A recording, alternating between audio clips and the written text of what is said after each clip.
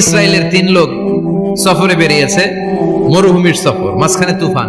ওই যাবে, ওই বাঁচবে, দৌড়াদৌড়ি শুরু। দৌড়াতে দৌড়াতে এক পাহাড়ের গুহার ভেতরে আশ্রয় নিয়েছে। গুহা চিনেন তো? পাহাড়ের গুহা। আশ্রয় নেওয়ার সাথে সাথেই বৃষ্টির পানির ঝাপটায় পাহাড়ের উপর থেকে বিশাল এক পাথর খণ্ড এসে পাহাড়ের গুহার মুখটা বন্ধ করে দিয়েছে।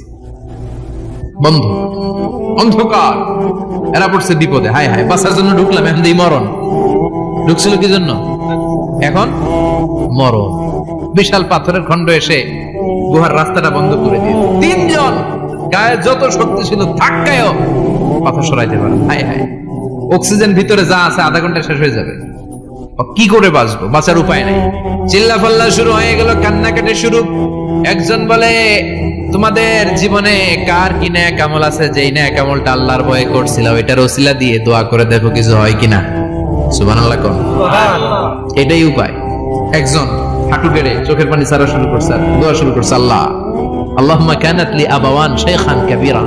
আল্লাহ, আমার বাবা মা ছিল বৃদ্ধ বৃদ্ধা, আমি পেশায় রাখাল, সারাদিন ছাগল চড়িয়ে রাত্রিবেলা দুধ আনতাম, সবার আগে আব্বা মারে দিতাম, এরপরে আমার ছেলে মেয়ে, এরপরে স্ত্রী। একদিন গভীর রাতে এসে দেখি আব্বা আম্মা ঘুমায়। দুধের বাটি নিয়ে আব্বা আম্মার মাথার সামনে দাঁড়িয়ে রইলাম। ছেলে মেয়েগুলো আব্বা এসে বলে, আব্বা দুধ দাও। আমি বললাম পরে, আগে আব্বা আম্মা খাবে, তারপরে তোরা। ছেলে মেয়েগুলো কান্না জুড়ে দিল, আমি দেই নাই। ফজর পর্যন্ত দাঁড়িয়ে রইলাম। ফজরের আগ দিয়ে আব্বা আম্মা ঘুম থেকে উঠে দেখে তো আমার অবাক। কিরে বাবা, দাঁড়িয়ে কেন? বললাম প্রতিদিন দুধ খেয়ে ঘুমাও, আজকে আগে আগে ঘুমিয়েছো, দুধ খাও নাই, তোমাদেরকে আগে দিব বলে দাঁড়িয়ে রইলাম। আল্লাহর ডেকে বলে, আল্লাহ, ওই দিন সারা রাত দুধের বাটি নিয়ে মা বাবার শিওরে আমি দাঁড়িয়েছিলাম। ফজরের সময় আব্বা আম্মারে দুধ খাওয়ালাম, তারপরে ছেলে মেয়েদেরকে দিয়েছিলাম, তারপরে স্ত্রীর মুখে দিয়েছিলাম। ও মাবুদ, ওই দিনের এই কাজটা আমি দুনিয়ার কাউরে খুশি করার জন্য করি নাই, শুধুমাত্র তোমার খুশি ছাড়া। ওই রাতের ইবাদত যদি তোমার দরবারে ভালো লেগে থাকে, ফাফাররিজ আন্না মা নাহনু ফি। আজকের বিপদের দিনে কেউ বাঁচানোর নাই, তুমি আমাদের বাঁচাও। ফানফাজারাত, মুহূর্তের মধ্যে 1/3 বিশাল পাথর খণ্ডটা 1/3 ডান দিকে সরে যায়, এক পাশে সরে যায়। সামান্য আলো বাতাস ঢুকতে আরম্ভ করলো। এখন বাতাস ঢুকে, এখন বেঁচে থাকতে পারবে এই নিশ্চয়তা হয়েছে। সুবহানাল্লাহ কোন?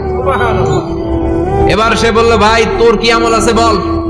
দ্বিতীয় জন হাঁটু গেড়ে আবার চোখের পানি ছেড়ে আল্লাহরে ডেকে বলে, মাবুদ, আমার এক চাচাতো বোন ছিল, কানাত লি ইবনাতু আব জামিলা ওয়া কুনতু উহিব্বুহা কাআশাদ্দি মা ইউহিব্বুর রিজাল আন-নিসা। আল্লাহ, সুন্দরী, অনন্যা, অপ্সরী, প্রিয়ংবদা, অনুসুয়া, গুণবতী, রূপবতী আমার এক চাচাতো বোন ছিল, তার প্রেমে আমি ছিলাম পাগল পাড়া, কিন্তু সে তো আমার ডাকে সাড়া দেয় না। অনেক চেষ্টা করলাম তারে পাওয়ার জন্য। চাচাতো বোন আমারে বলে, 100 স্বর্ণ মুদ্রা যেদিন দিতে পারবা ওই দিন আমারে পাবা। এবার আমি স্বর্ণ মুদ্রা কালেকশনের কাজে লেগে গেলাম। বছরের পর বছর চেষ্টা করে 100 স্বর্ণ মুদ্রা যেদিন পেলাম ওই দিন চাচাতো বোনের কাছে গেলাম, যে তার হাতে স্বর্ণ মুদ্রা দিলাম, বললাম চলো এবার আমরা অপকর্ম করি। স্বর্ণ মুদ্রা পেয়ে সেও খুশি, আমিও খুশি। সে পাইছে স্বর্ণ, আমি পাইছি তারে। গোপন একটা রুমের ভেতরে ঢুকলাম, দুজনে জামা কাপড় খুলে ফেললাম, নেকেড হয়ে পাপ কাজ শুরু করব।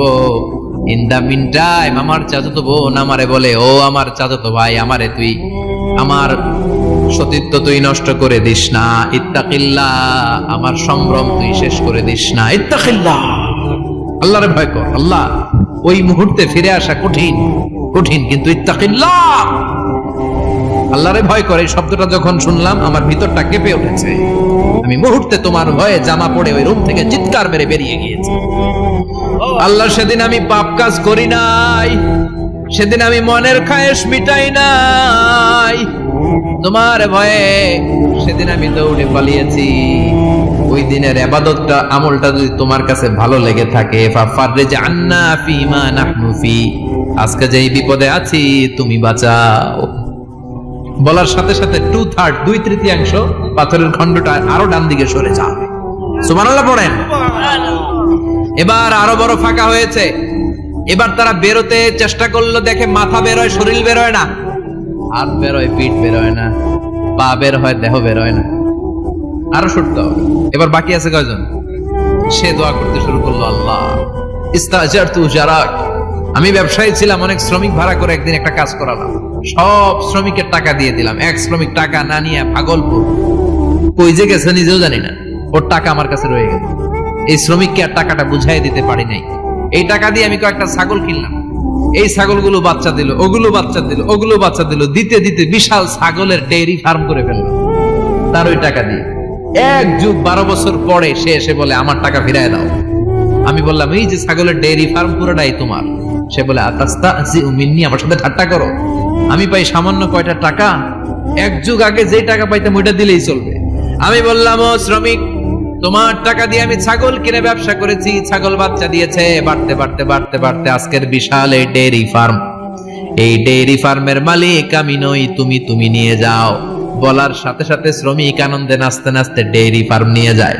ও আল্লাহ, ওই দিন যদি সে যতটুকু টাকা পাওনা ছিল অতটুকু দিলেই সে খুশি হয়ে যেত। শুধু তোমার খুশির জন্য পুরো ডেইরি ফার্ম আমি তারে দিয়ে দিয়েছিলাম। আল্লাহু আকবার। আল্লাহ, আজকের এই বিপদের দিনে আমার সেদিনের আমলটা যদি তোমার কাছে ভালো লাগে তুমি বাঁচাও। বলতে দেরি, মুহূর্তের মধ্যে বিশাল প্রকাণ্ড পাথর খণ্ডটা অন্যদিকে দৌড়ে চলে যায়। পাহাড়ের গুহা ওপেন, পাথর খণ্ড নাই। আল্লাহর শুকরিয়ার তাকবীর দিতে দিতে 3 জন বের হয়ে যায়। সুবহানাল্লাহ পড়েন। সহিহ বুখারীর বর্ণনা, সহিহ হাদিস। নিজের এমন কোন নেক আমল যদি থাকে যে আমলটা শুধু আল্লাহর জন্য করেছিলাম, ওই নেক আমলের ওসিলা দিয়ে দোয়া করলে দোয়া কবুল করবে কে? করতে রাজি আছেন তো? প্রতিদিন 100 বার তাওবা ইস্তেগফার পড়তে রাজি আছেন? আল্লাহর জিকির করতে রাজি আছেন তো? আর বেশি বেশি দোয়া করতে রাজি আছেন? সবাই সবার জন্য দোয়া করবো, রাজি আছেন তো? আল্লাহ আমাদের সবাইকে কথাগুলো বুঝার ও আমল করার তৌফিক দান করুক। আমরা পড়ি আমিন। আরো জোরে পড়েন আমিন। যতগুলো কথা বললাম কোরআন সুন্নাহর আলোকে বলেছি, বানিয়ে কিছু বলি নাই।